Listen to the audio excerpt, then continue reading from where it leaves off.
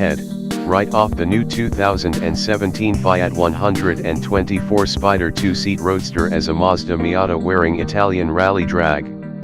After all, this revivified 124 Spider is made in Japan, by Mazda, alongside the MX-5 Miata, and it shares with it most every structural and general mechanical design.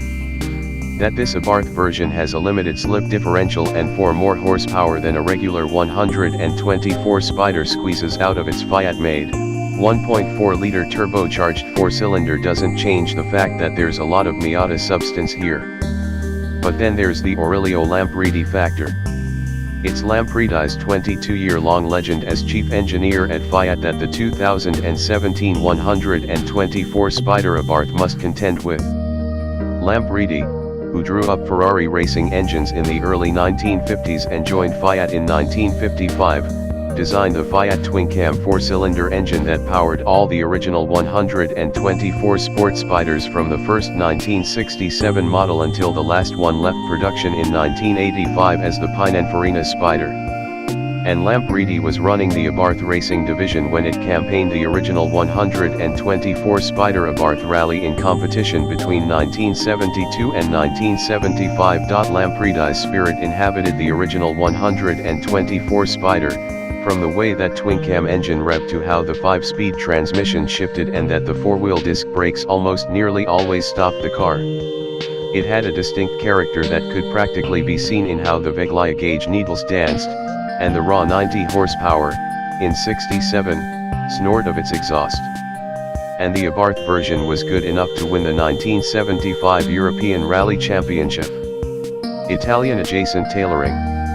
The new 124 Spider Abarth's appearance has a swagger to it that's missing from lesser 124 Spiders.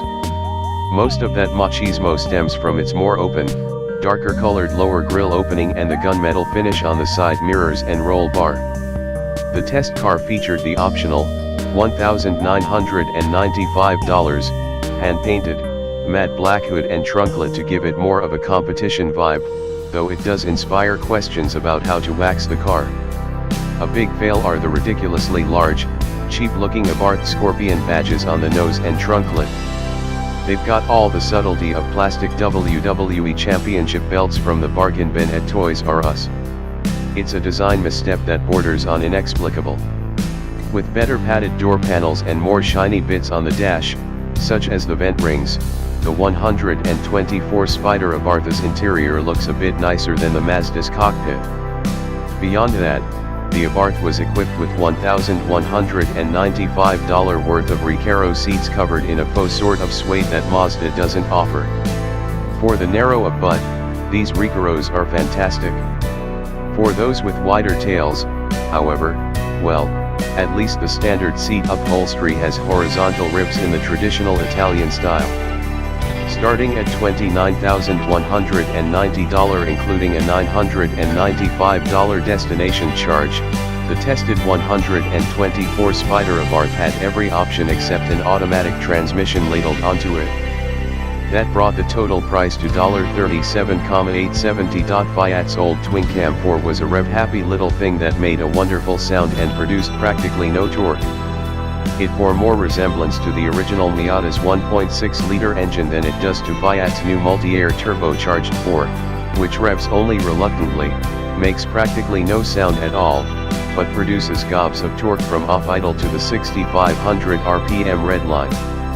The original's European 1.4-liter twin-cam made 90 horsepower while the new 1.4-liter multi-air turbo engine is rated at 164 horsepower. Actually, there is a nice resonant noise coming out of the 4 exhaust outlets.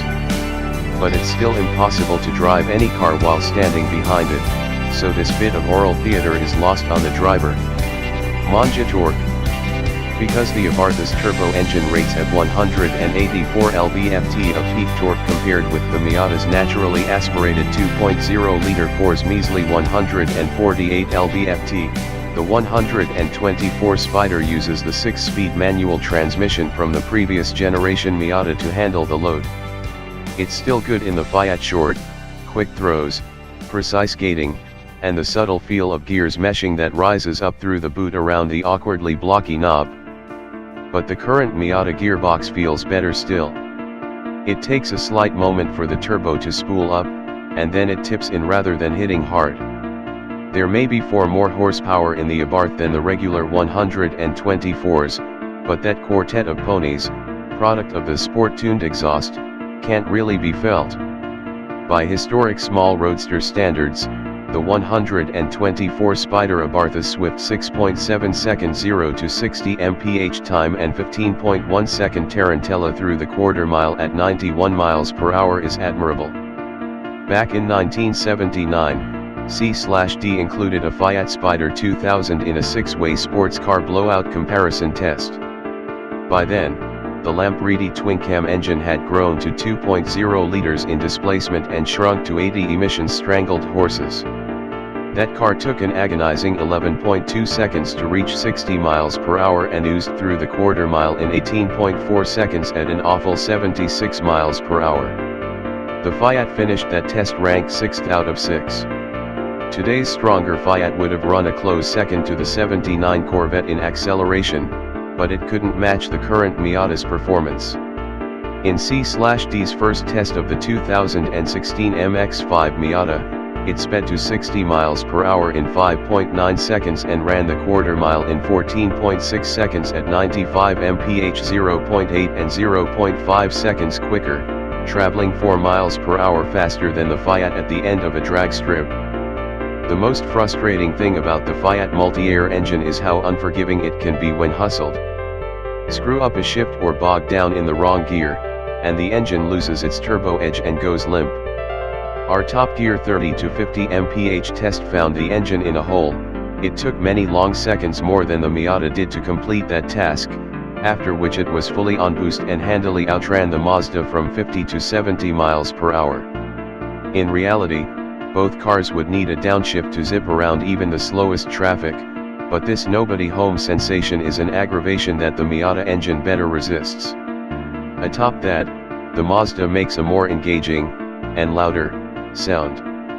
This adds a little more fun when you're flinging it, although it can be tiring on extended cruises. Fiat tunes the 124 Spider Abarth's chassis with a touch of entertaining oversteer. With the driver sitting only barely forward of the rear axle, it's a sweet sensation that makes diving into corners that much more delicious. In contrast, the Miata is a bit more neutral and seems to stick more tenaciously, even as its body leans over more.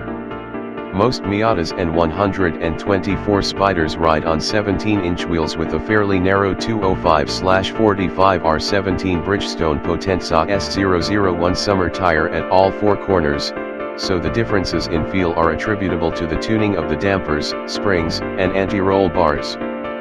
But the Abarth uses the Potenza RE050A of identical size, a tire Fiat says it chose for better grip and to complement the suspension tuning. The 124 Spider Abarth circled the skid pad at 0.87 G while the Mazda stuck all the way to 0.90 G, which leads us to believe the S001 is actually the grip pier tire. Put it all together, and the Mazda has an eager, antsy, on its toes readiness, while the Fiat is more settled but ready to romp. Both cars can be had with sweet Brembo front disc brakes. Fiat charges $1,495 for them. Mazda includes the brake upgrade in a $3,400 package that also brings BBS wheels, a proximity key, and assorted body add-ons on the club trim level.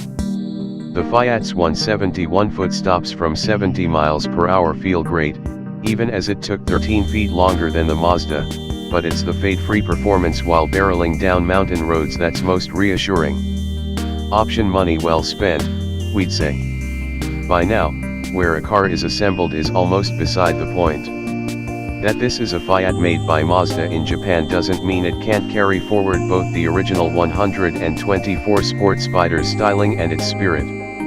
Italy isn't missing from this Abarth, but Aurelio Lampredi is. The current multi-air engine simply doesn't have the dramatic, mechanical flair that Lampredi built into his Fiats.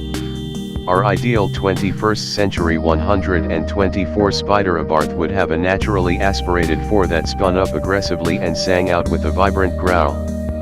You know, something like the 2.0-liter 4 in the Miata, but with lighter rotating and reciprocating internals.